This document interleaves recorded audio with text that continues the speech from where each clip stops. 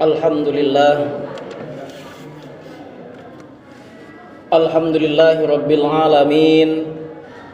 Nahmaduhu wa nasta'inuhu wa nastaghfiruh. Wa na'udzu billahi min syururi anfusina wa min sayyiati a'malina.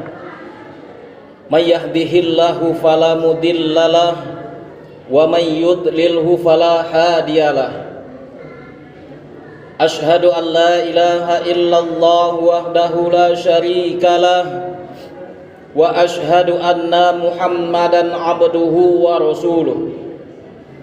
Allahumma salli wa sallim wa barik ala sayyidina Muhammad wa ala alihi wa sahbihi wa man tabi'ahum bi ihsani ila yaumiddin. Amma ba'd. Faya ayyuhal hadirun ittaqullah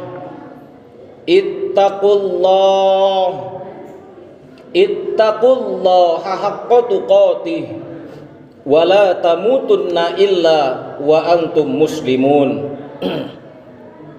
Faqala Allah Ta'ala fi kitabihil karim, a'udzu billahi minasy syaithanir rajim.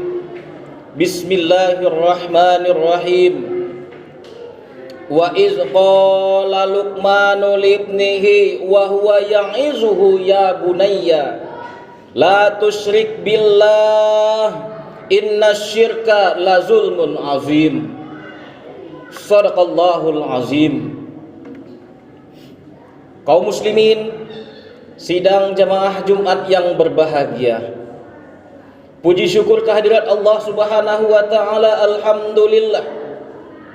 Selanjutnya sholawat kepada baginda Rasul sallallahu alaihi wasallam. Allahumma sholli ala sayyidina Muhammad wa ala alihi sayyidina Muhammad. Saudaraku, kaum muslimin, sidang jemaah Jumat yang berbahagia, judul yang akan kita bahas pada siang hari yang berbahagia ini yaitu meretas generasi soleh. Sebelum kita lihat atas judul itu, khotib ingin menyampaikan wasiat takwa buat kita bersama. Mari sama-sama kita tingkatkan keimanan dan ketakwaan kita kepada Allah Subhanahu wa taala, yaitu dengan senantiasa mengerjakan perintah Allah dan selalu meninggalkan apapun itu yang namanya larangan Allah. Mudah-mudahan kita semua yang hadir di sini khususnya dan umumnya buat lingkungan kita ini menjadi manusia yang bertakwa. Amin ya rabbal alamin. Kaum muslimin, sidang jemaah Jumat yang berbahagia, seluruh manusia yang telah menjalankan ikatan pernikahan, semuanya itu pingin diberikan zuriat oleh Allah Subhanahu wa ta'ala. Semua kita ingin mendapatkan anak dan keturunan untuk memberikan kegembiraan di dalam kehidupan kita sehari-hari. Banyak sekali manusia yang rela menghabiskan uangnya ratusan juta rupiah mungkin untuk mendapatkan anak, berobat ke sana ke sini, sampai akhirnya membeli bayi tabung yang harganya tidak sedikit. Untuk apa? Untuk mendapatkan keturunan. Begitu pentingnya keturunan di dalam kehidupan kita, saudaraku yang dimuliakan Allah Subhanahu wa taala. Namun keturunan yang mana yang bisa diredhoi oleh Allah Subhanahu wa taala? Keturunan yang seperti apa bisa diredhoi dan dicintai oleh Allah Subhanahu wa taala? Tentunya keturunan yang dicintai oleh Allah Subhanahu wa taala tersebut adalah anak yang soleh dan solehah. Inilah dia. Coba kita lihat, Allah abadikan sebuah doa permohonan kita kepada Allah Subhanahu wa taala, yang doa tersebut terdapat di dalam Al-Qur'an. Apa bunyi doa tersebut? Rabbana hablana min azwajina wa dzurriyyatina qurrata a'yun waj'alna lil muttaqina imama. Doa inilah yang senantiasa kita doakan, kita mintakan, kita panjatkan kehadirat Allah Subhanahu wa taala. Selesai sholat, doa ini tetap dibaca. dalam keadaan sendirian maupun rame-rame, doa ini juga tetap dibaca. Kenapa? Anak yang soleh dan solehah adalah buah hati kita di dalam kehidupan ini, yang akan memberikan kebahagiaan kita saat hidup di dunia maupun saat kita telah tiada di dunia ini. Artinya, sekalipun kita sudah tidak ada di dunia ini, kita sudah dipanggil oleh Allah Subhanahu wa Ta'ala, namun kehadiran anak yang soleh dan solehah itu sangat-sangat berfungsi di dalam kehidupan kita. Jadi jangan pernah bangga kita kalau hari ini anak kita meraih gelar nomor 1 di bidang fisika, nomor 1 di bidang kimia, nomor 1 di bidang matematika, bahasa Inggris dan lain sebagainya, nomor 1 mereka tingkat internasional mungkin. Jangan pernah bangga. Kenapa? Nomor 1 mereka di dunia, namun ilmu akhirat tidak mereka dapatkan. Saat kita di alam kubur, kita tidak butuh ilmu matematika mereka. Saat di alam kubur, kita juga tidak butuh dengan ilmu hebat fisika dan bahasa Inggris mereka. Yang kita butuh saat di alam kubur, doa mereka. Apa yang doa mereka panjatkan buat kita? Allahumma ghafirli wali walidayya warhamhuma kama rabbayani shaghir. Doa ini yang sangat kita impikan, saudaraku yang dirahmati Allah Subhanahu wa Ta'ala. Sejuk kita di alam kubur sana, lapang kita di alam kubur sana. Kenapa? Ada siraman doa dari anak kita yang hidup di alam dunia ini. Itulah begitu besar fungsinya anak yang soleh dan soleha di dalam kehidupan kita di dunia maupun setelah kita tiada di alam dunia ini. Lalu bagaimana caranya agar kita mendapatkan keturunan yang soleh dan soleha? Banyak sekali cara yang bisa kita laksanakan. Namun di dalam kesempatan yang singkat ini, khotib ingin membahas sedikit yang bisa kita praktekkan di dalam kehidupan kita. Yang pertama, mulailah dari memilih saat memilih jodoh. Lihatlah saat kita memilih jodoh sebelum kita menikah, lihatlah siapa itu pasangan yang akan kita nikahi, siapa wanita yang akan kita nikahi tersebut. Kata Rasul sallallahu alaihi wasallam, lihatlah, nikahilah olehmu, lihat dari mereka 4 perkara. Yang pertama apa dia? Keturunan mereka, harta mereka, kecantikan mereka, dan terakhir apa dia? Dinuha, agama mereka. Ingatlah saudaraku yang dirahmati Allah Subhanahu wa Ta'ala yang hari ini masih ingin menikah, lihatlah agama mereka. Kenapa agama istri kita yang harus kita lihat? Kita akan menitipkan benih pada rahim istri kita tersebut. Anak kita, mereka tidak butuh dengan ibu yang cantik. Anak kita tidak butuh dengan ibu yang kaya, namun anak kita butuh dengan ibu yang soleha. Alangkah celakanya kita kalau kecantikan itu menjadi tolak ukur pertama kita untuk menikahi seorang wanita. Celaka kehidupan kita. Kenapa? Kalaulah kecantikan itu menjadi dasar kita menikahi seorang wanita itu, kita akan menangis selama-lamanya. Anak kita juga akan menjadi anak durhaka. Kenapa tidak ada didikan agama di dalam rumah kita? Berharap kita mendidik anak kita, kita sibuk di luar sana mencari nafkah. Yang berlama-lama dengan anak kita adalah istri kita. Jalan yang pertama sekali adalah lihatlah istri kita itu, lihatlah agamanya seperti apa agama dari istri kita yang akan kita nikahi itu. Ini yang pertama. Kalau istri kita solehah, insya Allah besar kemungkinan anak kita juga akan menjadi anak yang soleh dan solehah. Ini yang pertama. Yang kedua, saat istri kita hamil anak kita dan setelah itu dilahirkan, berikanlah anak itu dari rizki yang halal.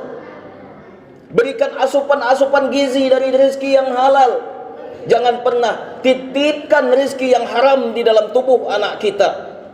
Jangan pernah alirkan darah daripada anak kita itu dari rizki yang tidak halal.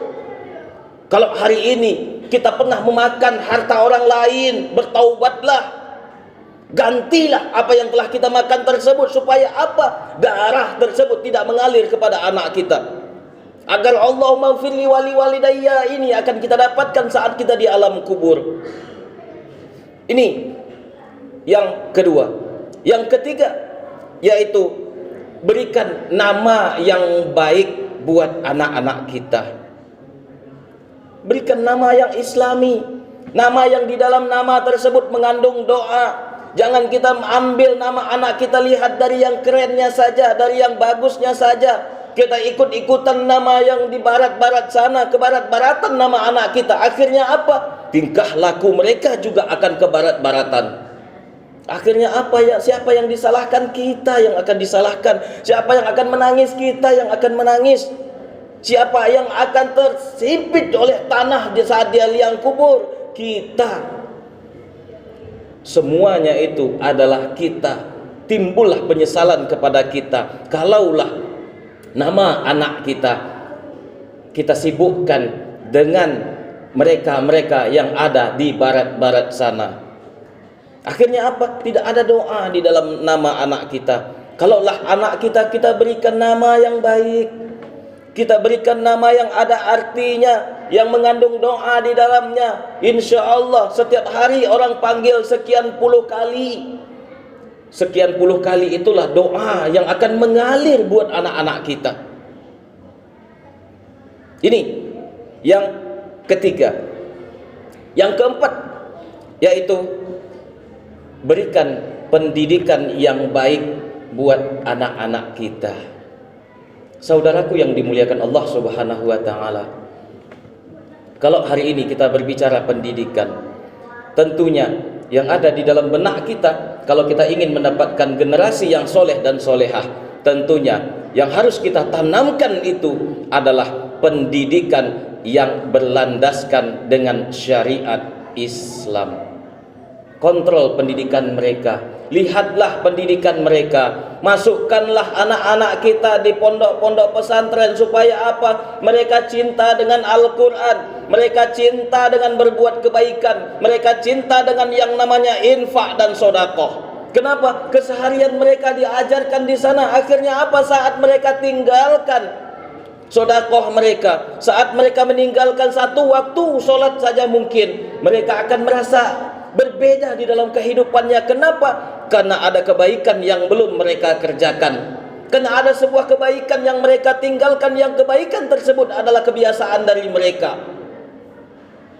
Didik anak-anak kita di pendidikan Islami. Insya Allah anak-anak kita juga akan menjadi anak-anak yang soleh dan soleha. Lalu pendidikan yang bagaimana yang harus kita terapkan di dalam rumah tangga? Di dalam rumah tangga itu harus kita terapkan, yaitu sholat 5 waktu wajib dikerjakan, apapun bentuknya, apapun kondisinya, sholat tetap dikerjakan. Inilah yang harus kita tanamkan kepada anak-anak kita. Anak generasi kita inilah yang akan menyejukkan rumah kita. Tanamkan kepada mereka bahwasanya sholat itu adalah wajib. Sholat itu adalah perintah Allah, jangan pernah ditinggalkan. Saat mereka usia 7 tahun, perintahkan kepada mereka sholat 5 waktu. Saat mereka beranjak 10 tahun, kalau masih enggan mereka mengerjakan sholat, pukul mereka. Pukul arti di sini adalah pukul dengan cara mendidik, bukan menyiksa mereka. Supaya apa? Supaya saat mereka beranjak remaja, saat mereka beranjak dewasa, mereka sudah terbiasa dengan menjalankan perintah Allah yang namanya sholat. Dari mana pendidikannya? Pendidikan itu dimulai dari rumah kita. Celaka kita kalau seandainya memiliki anak, namun anak kita melawan kepada kita. Celaka kehidupan kita kalau kita memiliki keturunan, namun keturunan tersebut tidak kenal dengan Allah. Tidak ada gunanya kehidupan kita di alam dunia ini. Kenapa? Saat kita mati, kita dihimpit oleh tanah, kita sudah berada di dalam kubur. Kehidupan mereka di dunia ini hura-hura. Kehidupan mereka di dunia ini sibuk dengan yang namanya narkoba. Akhirnya apa? Kita yang di bawah sana yang akan disiksa oleh Allah. Didik anak kita supaya menjadi anak-anak yang soleh dan solehah. Didik anak gadis kita, anak perempuan kita supaya keluar rumah senantiasa menutup auratnya. Didik dari kecil. Didik mereka dari kecil. Kenapa? Kalau seandainya dari kecil sudah kita didik, mereka akan terbiasa menutup auratnya. Sangat-sangat kita sayangkan sekali saudaraku yang dimuliakan Allah Subhanahu wa taala, kalau saat kita berada di jalan raya sana, banyak sekali perempuan-perempuan yang di jalanan itu mereka memakai masker. Kenapa mereka memakai masker? Mereka takut dihinggapi oleh yang namanya virus corona. Mereka takut terjangkit oleh virus corona.